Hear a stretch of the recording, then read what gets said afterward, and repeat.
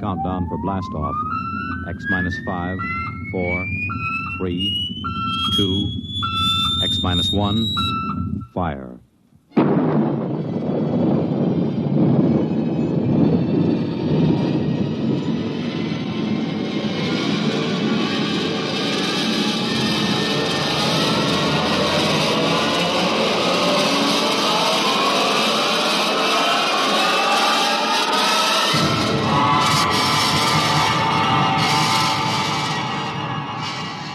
From the far horizons of the unknown come tales of new dimensions in time and space.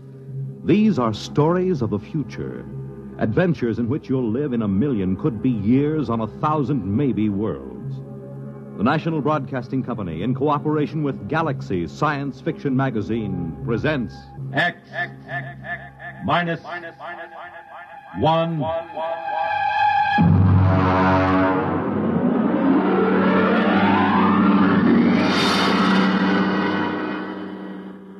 Tonight, The Native Problem by Robert Sheckley.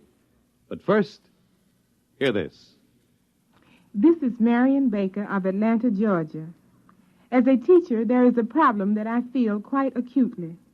I know most of you think I'm speaking of low salaries or inadequate school facilities. True, both of these situations should be remedied. But actually, what I would like to speak to you about is something which should be quite close to you as parents.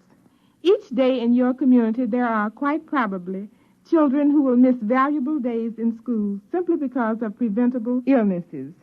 It's all very easy to speak of the normal winter cold, but such things as hot breakfasts, good lunches, adequate clothing, and shoes can do more than any yet-to-be-discovered miracle drug in keeping our children warm and healthy and in class. Look into your school system this fall when your youngsters go back to school, but give equal consideration to the way in which you look after your children's needs.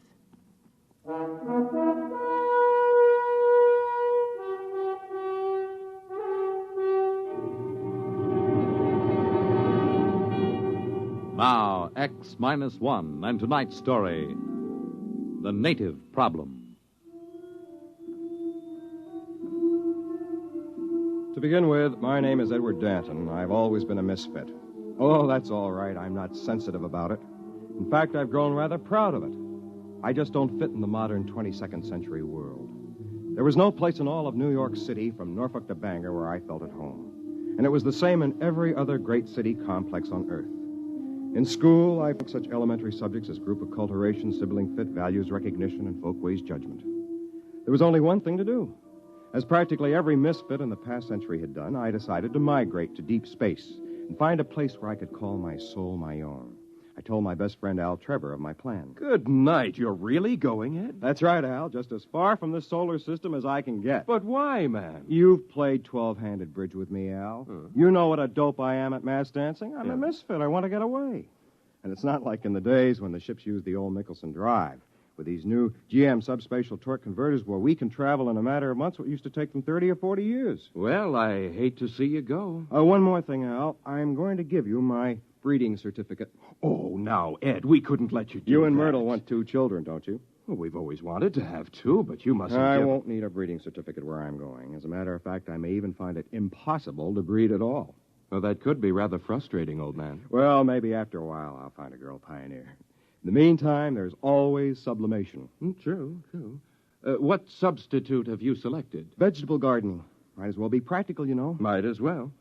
Well, old man, good luck, and thanks for that breeding certificate. The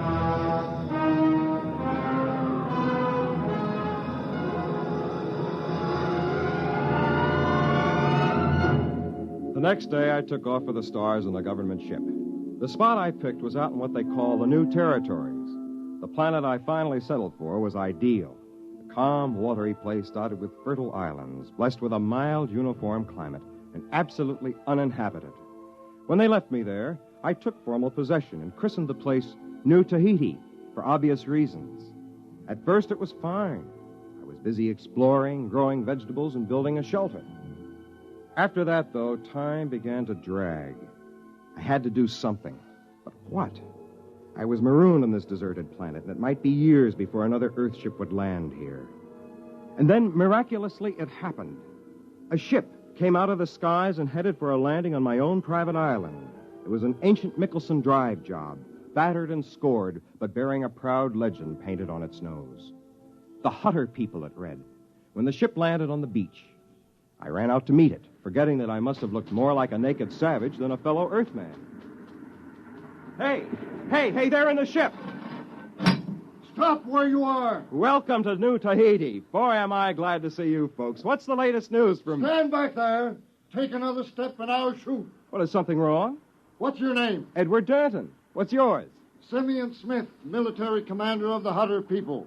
And this is Jedediah Franker, my second in command. How come you speak English, boy? Me? Why, I've always spoken English. Where are the others?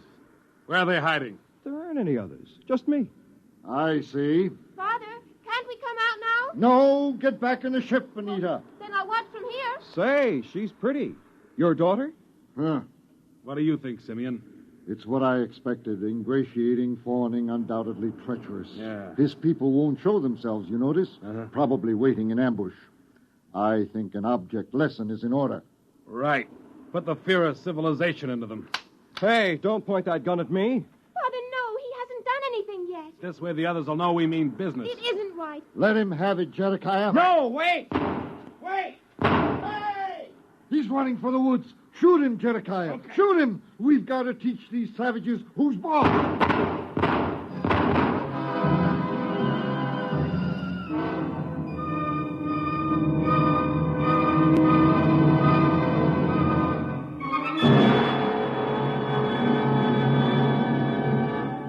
You're listening to The Native Problem, tonight's attraction on X-1.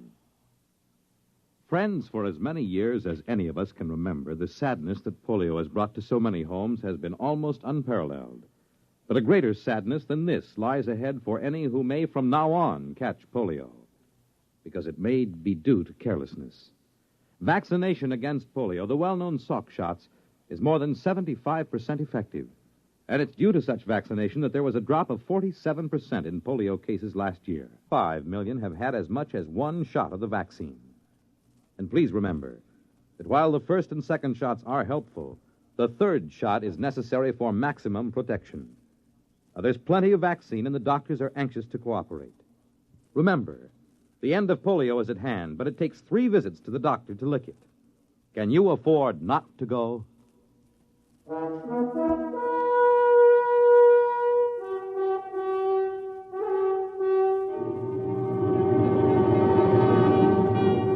Now, back to X-1 and the native problem. I was just plain lucky to get back to the friendly cover of the forest without stopping a bullet. It was obvious these people were too jumpy just then to listen to reason and believe me when I told them that I was not a native, that I was all alone here. I decided to wait a while. About dusk, I crept through the woods to get as near their ship as I could without being seen. They had come out of their ship. There were several dozen men and women, and a few children. They were grouped around a campfire eating. On the edges of the group were several armed men looking toward the woods with apprehension.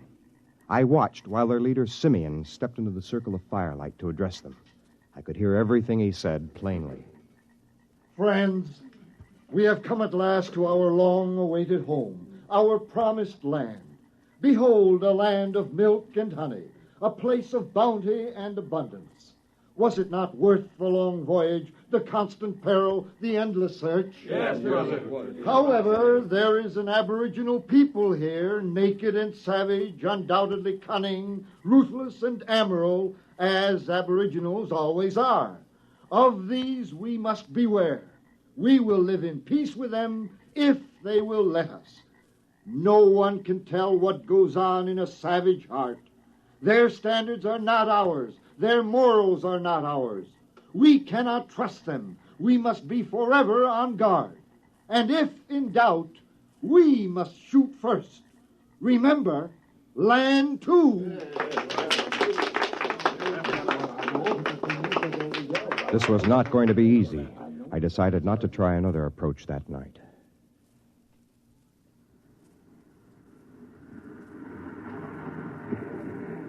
The next morning, as they were bustling about unloading their spaceship, I walked down to the beach and headed straight for them with my hands held out to show them that they were empty. The sentry stopped me at the point of a gun, and in a minute, both Simeon and Zedekiah came running up, covering me with their weapons. I stood still, my flesh creeping in anticipation of the bullets someone might fire at me any minute. So you have come back. I'd like to explain. I am the leader of these people. I am the big chief fella. You, big fella chief, your people? There's no need to talk that way. I told you yesterday. I have no people. There's just me. I speak English. Unless you're honest with me, you're going to regret it. Now, where's your tribe? I'm an Earthman. Are you deaf? Can't you tell by the way I talk? Now, listen, you... Excuse me, Simeon. I don't believe I have met your friend. Professor Baker, this savage here claims to be an Earthman. Oh? You are an Earthman? That's right. My name is Edward Danton. Only a few months ago, I left Earth on a spaceship. How was it powered? By a GM subspatial torque converter. What do you think, Professor? It's amazing. Truly amazing. His grasp of colloquial English bespeaks a fairly high level of intelligence, which points up a phenomenon frequently met with in savage societies, namely, an unusually well-developed power of mimicry. Our friend Dante, as his original uncorrupted name must have been, will probably be able to tell us many tribal legends and myths. Oh, come off it, Professor. I'm an Earthman. No, my poor friend, you are not. Obviously, you have met an Earthman. Some trader, I dare say, stopping for repairs. We saw signs that a spaceship once landed here, Professor. Oh, confirmation of my hypothesis. That was the government ship that dropped me off here. It is interesting to note how his almost plausible story lapses into myth at various crucial points. He claims this ship was powered by a GM subspatial torque converter. Now, this is a nonsense syllabification, since the only deep space drive is at Michelson. He also claims that the journey from Earth was made in a matter of months, since his untutored mind cannot conceive of a journey lasting for years. Yet we know that no space drive, even theoretically, can reach here from Earth in less than 30 or 40 years. Then GM must have been developed after you left Earth. How long have you been gone? The Hutter ship left Earth 120 years ago. We are mostly 4th and 5th generation. Now, come on, Dante. Where's your tribe? Where are they hiding? This is preposterous. What can I do to convince you I'm from Earth? That's enough. We won't stand for backtalk from natives. Where are your people? There's only me. Maybe a taste of the black snake whip will loosen his tongue. Later, Zedekiah. His tribe will come around for handouts. Natives always do. Then let's put him to work. Dante, you can join that work gang over there unloading supplies. No, thanks. I'll go back. Chief said no backtalk. Why are you natives always so bone lazy? You'll be paid as soon as we unload the beads and calico. Now get to work.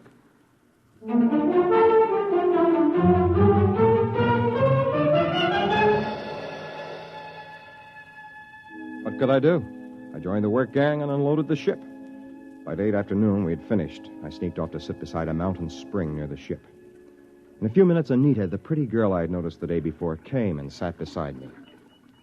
Hello, Dante. Anita, do you think I'm a native? What else can I think? Everyone knows how fast a spaceship can travel. Times have changed since your people left Earth. By the way, they weren't in space all that time, were they? No, they originally settled on a planet called Land 2. But there was a native rebellion. We barely managed to escape. In that case, I can understand why they're so nervous about aboriginals. Oh, but don't worry, Dada. Things will be better when the council takes over. Who are they? A council of elders. They're men of goodwill who detest violence. And if you and your people are really peaceable... I haven't any people. Yes, I know. But if you and your people are really peaceable, you're sure to prosper under the rule of the elders.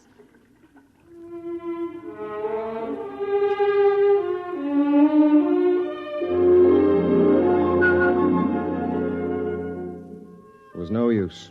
I couldn't even convince her. But as we sat together and talked, I began to forget my problems. I was enchanted by her. I think she liked me, too. After a while, as though it were the most natural thing in the world, she was in my arms, and I was kissing her. What's going on here? Oh, Zedekiah. You're a disgrace to your people. Are you out of your mind, girl? You can't mess around with a dirty native and keep your self-respect. Now, just a minute, you... Shut up! As for you, you've got to learn something and learn it good. Natives don't fool around with Hutter women. I'm going to impress that little lesson on you right here and now. Zedekiah, don't! I've had enough from you. Martha, you struck him. He tried to hit me first. Get up, Jedediah. You're not hurt. Jaw. Help! Help! The natives are revolting! Help! Well, that did it. People began to shout and run all over the place.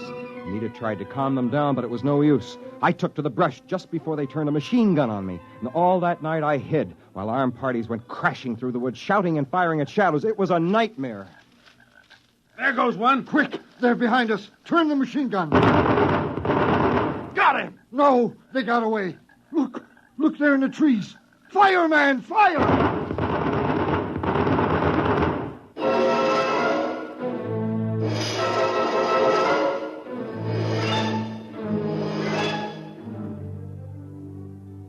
It was like that all night long.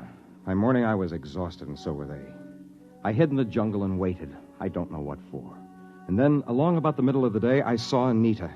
I thought she was alone at first, and I knew she was looking for me. I stepped out in the trail in front of her. Oh, it's you, Danta. Anita, There are men back there. It's all right. They won't harm you. They came to guard me. Danta, are you all right? Guard you from me? They don't know you as I do. At the council meeting today, I told them the truth. You did? I told them the fight wasn't your fault. I told them you were only defending yourself. And Jedediah lied. No pack of natives attacked him. It was only you. And I told them this. At last. Did they believe you? Oh, yes. I explained that the native attack came later. Native attack? Now, look, there wasn't any attack, Anita. There couldn't be. There aren't any natives.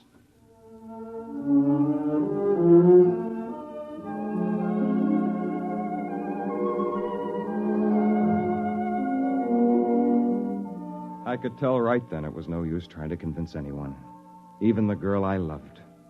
It was then that I decided back to her people and waited for a time just to make them nervous. Then the next morning I came striding into the middle of the Hutter camp. Halt! One step more and I'll kill you. I want to see Simeon. All right, Jedediah, I'll take over. Here I am, Danta. Shall I shoot him, Simeon? No, let him speak. Go on, Danta. What is it? I have come here to bring you a declaration of war. What? I'll kill him now. What is it? What's happened? Oh, Danta, what is it? It's war. But I begged with you to bring peace to your people. They wouldn't listen. It's war. All the tribes are gathering from every outlying island. How many are there? Many thousands, 50 or 60. We will fight to the death. Danta, wait.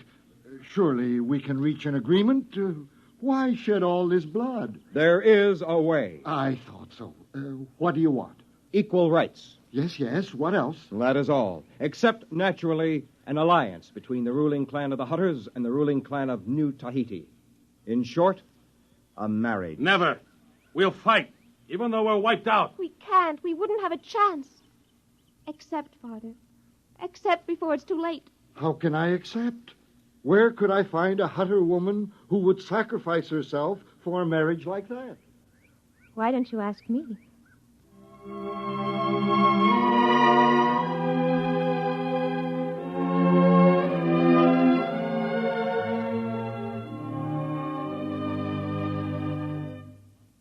So it came about. Anita and I were married and were very happy. The Hutters, too, prospered in their new land, and soon they began to build up a thriving new civilization. Anita and I and our family moved to one of the more remote islands, where we weren't so much in the thick of things. Sometimes people would come to see us and ask me to talk about my people, and I would tell them how they could not stand the white man's civilization, and how they died off, all but me. It always made them feel very guilty, and somehow I liked to watch them squirm. As I said, I've always been a misfit.